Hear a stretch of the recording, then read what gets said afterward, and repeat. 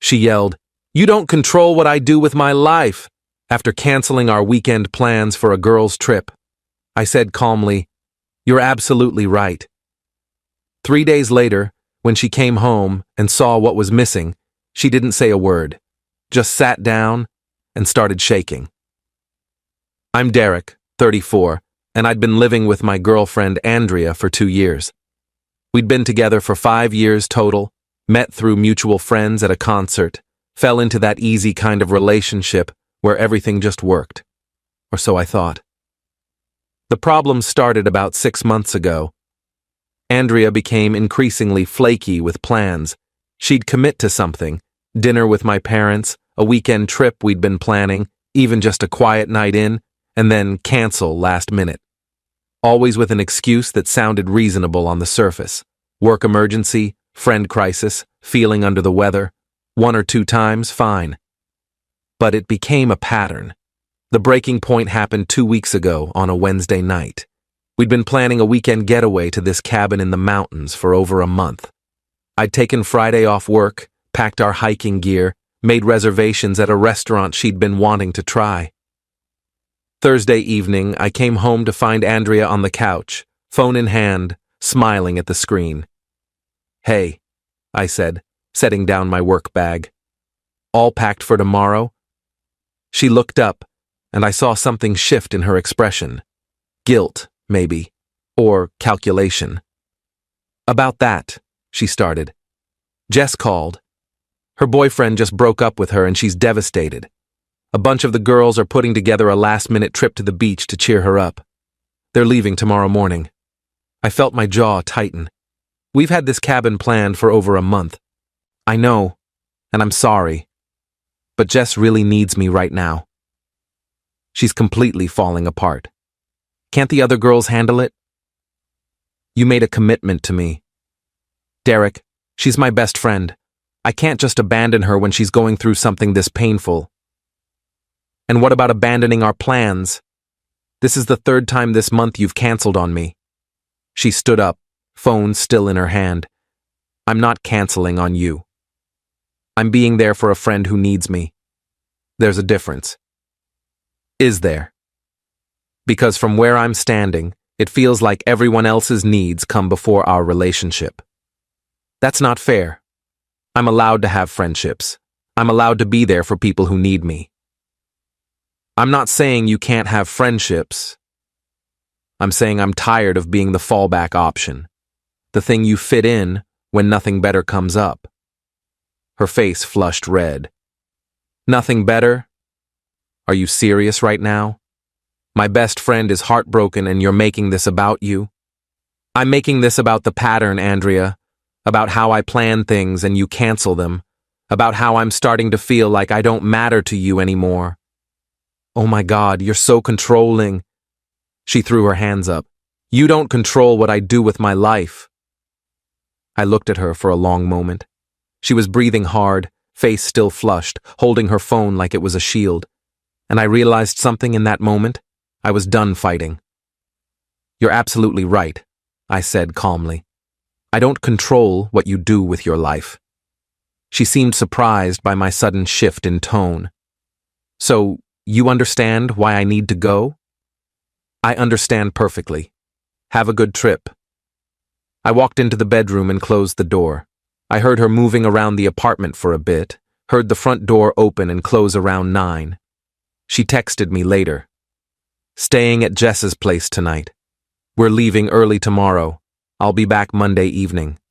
Love you. I didn't respond.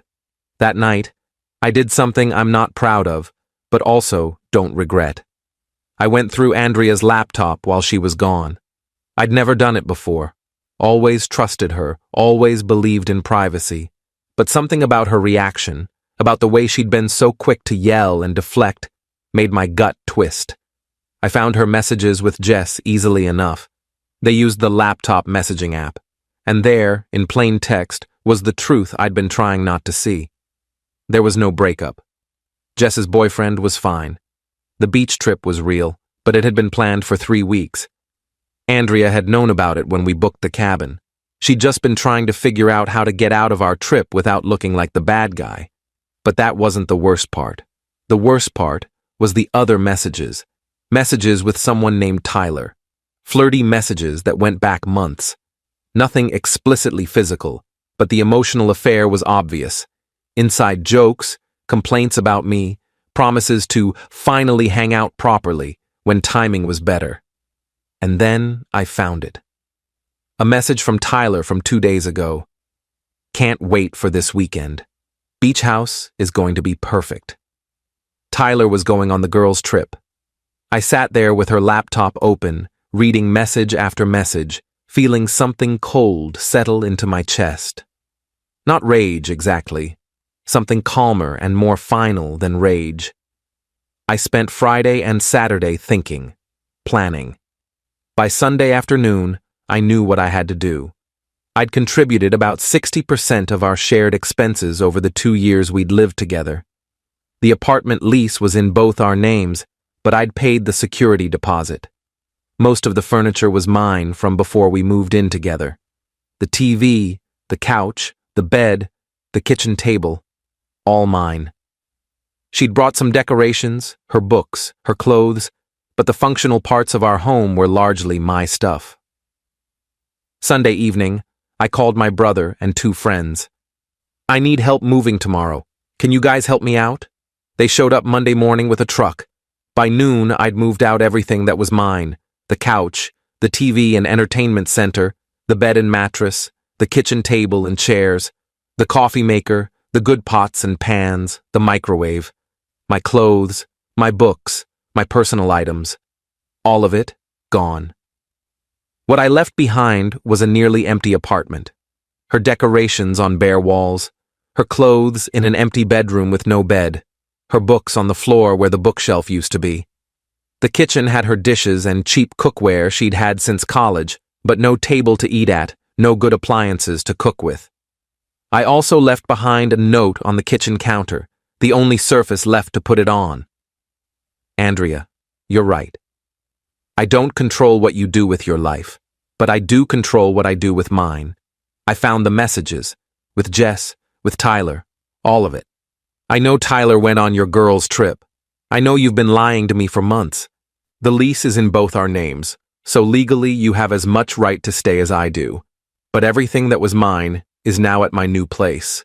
You can keep the apartment if you want it. The rent is due on the 1st. Don't contact me. We're done. Derek. I left my key on top of the note and walked out. Update 1.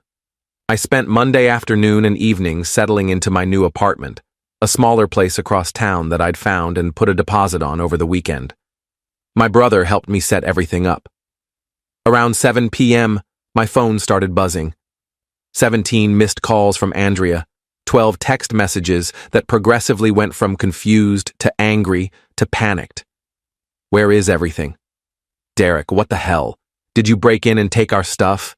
This is insane. You can't just take everything. Please call me. We need to talk. I can explain about Tyler. It's not what you think. Please, Derek, I'm freaking out. Where am I supposed to sleep? There's no bed. This is crazy. I'm calling the police. I blocked her number. She tried calling from other numbers. Friends' phones, I assumed. I blocked those too. She showed up at my new place around 9 p.m. I'd anticipated this and hadn't told her the address, but she must have gotten it from my brother or one of my friends somehow. I didn't answer the door, just listened to her knock and call my name for 20 minutes before she finally left. My brother called me around 10. Andrea's been calling me. She's losing it, man. Says you stole all her furniture. It's my furniture. I bought it. I took it. I know, but damn. She's saying she has nowhere to sleep. She has an apartment. She can buy a bed, like an adult. Fair enough. Just wanted to give you a heads up that she's going scorched earth. Calling everyone we know, telling them you abandoned her without warning. Let her talk. Anyone who matters will hear my side. Tuesday morning, I got a call from our former landlord. Derek, I've got Andrea here saying you removed all the furniture from the apartment. Is this a situation I need to be concerned about? Everything I removed was mine. I paid for it before we moved in together. She has no legal claim to any of it. But I'm off the lease as of today. I'm emailing you formal notice right now. She's saying she can't afford the rent on her own. That's not my problem anymore. She has 30 days to figure it out, same as any tenant. I sent the formal notice, copied Andrea on it. The lease had a clause allowing either party to terminate with 30 days' notice as long as rent was paid through the notice period. I paid my half of the next month's rent. What Andrea did after that was up to her. Tuesday afternoon, Jess called me. I'd forgotten to block her number. Derek, you need to calm down and talk to Andrea. You can't just destroy her life like this over a misunderstanding. Misunderstanding? She's been emotionally cheating on me for months. She lied about the trip. Tyler was there with you, wasn't he? Silence. That's what I thought. You helped her lie to me, Jess. You're not the friend to call here. Tyler's just a friend. Nothing happened between them. I read the messages. Maybe nothing physical happened, but she was building a backup relationship while stringing me along. That's not nothing. She loves you, Derek. She made a mistake. No, she made a series of choices. And now, I'm making mine. Don't call me again. I blocked her too. Update 2. Wednesday evening, I got a call from my mom. Derek, honey, what's going on? Andrea's mother just called me very upset. I explained everything. The canceled plans, the lies, the messages with Tyler, finding out about the emotional affair. My mom listened without interrupting.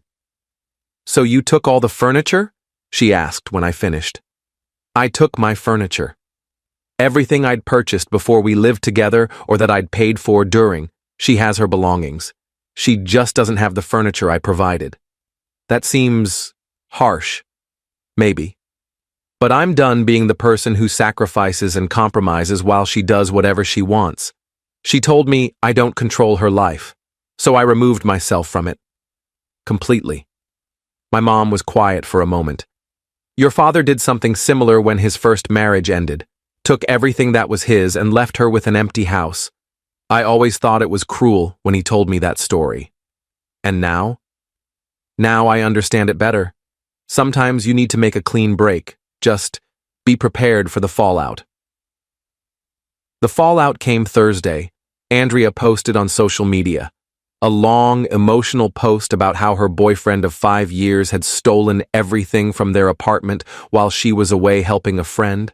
How she'd come home to an empty apartment and a cruel note. How she was now effectively homeless and destitute. The post blew up. People I barely knew were commenting, calling me abusive, controlling, psychotic. She'd framed it perfectly. The heartbroken girlfriend abandoned by her cruel ex, who took everything and left her with nothing. She didn't mention Tyler. She didn't mention the lies or the emotional affair. Just painted herself as the victim. I didn't respond publicly. Instead, I messaged 3 of our mutual friends privately. People I trusted. People who knew both of us well. I sent them screenshots of Andrea's messages with Tyler, with Jess about planning the fake trip, all of it. I'm not asking you to pick sides, I wrote. I'm just asking you to know the full truth before judging me. 2 of them thanked me for showing them. The third told me I was still wrong for how I'd handled it, that 2 wrongs don't make a right. I accepted that. Not everyone would understand. By Friday, the narrative started shifting. The friends I'd sent screenshots to had apparently shared them, with my permission. Suddenly, Andrea's post had comments asking about Tyler, asking why she'd lied about the trip, asking why she was conveniently leaving out the cheating. Andrea deleted the post Friday evening. Update 3. Saturday morning, I woke up to an email from Andrea. Subject line, please read this. Derek, I know you've blocked me everywhere, but I'm hoping you'll read this email. I'm not asking for forgiveness. I'm not even asking for us to get back together. I just need you to understand what actually happened. Tyler and I never slept together. We never even kissed. He's a friend I met through work, and yes, I developed feelings for him. But I never acted on them physically. I kept him at a distance because I was with you. I know that doesn't excuse the emotional part. I know I was wrong to confide in him about our relationship problems, to let it become what it became. But I never actually cheated on you in the way you think I did. The trip wasn't about Tyler. It was about me needing space to figure out what I wanted. I've been feeling trapped and confused for months. I didn't know how to talk to you about it. What you did, leaving me with nothing, taking everything while I was gone, abandoning me without warning, that was cruel. I know you're hurt, but what you did hurt me too. I came home to an empty apartment and I sat down on the floor and I couldn't stop shaking. Everything was gone. You were gone. Our whole life together, just erased. I'm not asking for the furniture back. I'm not asking for anything except maybe some basic human compassion. I'm staying with Jess now. I couldn't afford the apartment alone, so I gave notice. I'm starting over from nothing at 32 years old. If you ever cared about me at all, please at least acknowledge that what you did was extreme. Please give me that much. Andrea. I read it 3 times, felt the guilt try to creep in, felt the part of me that had loved her for 5 years want to respond, want to apologize, want to make it better. Then I closed the email and deleted it. Because here's what she still didn't get. I didn't do what I did to hurt her. I did it to free myself. Every piece of furniture I took, every item I removed, it wasn't revenge. It was reclaiming my life. She wanted space to figure out what she wanted? Fine. Now she has all the space in the world, and I have mine. Final update. It's been 6 weeks now. I've settled into my new place, made it feel like home. The apartment is smaller, but it's fully mine. No shared lease, no shared furniture, no shared anything. Just me and my stuff and the life I'm rebuilding. I've heard through mutual friends that Andrea is doing okay. She got a new apartment with a roommate, bought some secondhand furniture. She and Tyler apparently tried dating officially, but it fizzled out after 2 weeks. Turns out the fantasy was better than the reality. A few people still think I'm a monster for what I did. They see taking the furniture as this vindictive, cruel act. Maybe they're right. Maybe there was a better way to handle it. But I sleep fine at night. The apartment might have been half empty when she came home, but our relationship had been empty for months before that. I just finally had the clarity to see it and the courage to end it completely. Jess tried to reach out once more about 3 weeks ago. A long text about how Andrea was struggling, how she'd made mistakes but didn't deserve to be punished like this. I didn't block her this time. Just responded with, "She made her choices. I made mine. We're done here." My brother asked me last week if I had any regrets. About leaving? No, I said. About how I did it? Sometimes. But Andrea spent months lying to me, building a connection with another guy while keeping me as her backup. She yelled at me for wanting basic respect and commitment. What was I supposed to do? Keep fighting for someone who clearly didn't want to be there? You could have just moved out normally, given her warning. I could have, but would she have learned anything? Would she have felt the actual impact of her choices? Or would she have just spun it as me being unreasonable, me being controlling? He didn't have an answer to that. I've been on a couple dates, nothing serious yet. I'm not in a rush. For the first time in years, I'm actually enjoying being alone.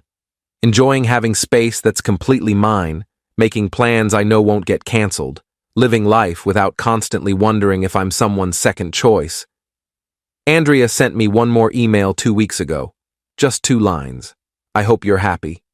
I hope this was worth it. I almost responded. Almost told her that yes, I am happy.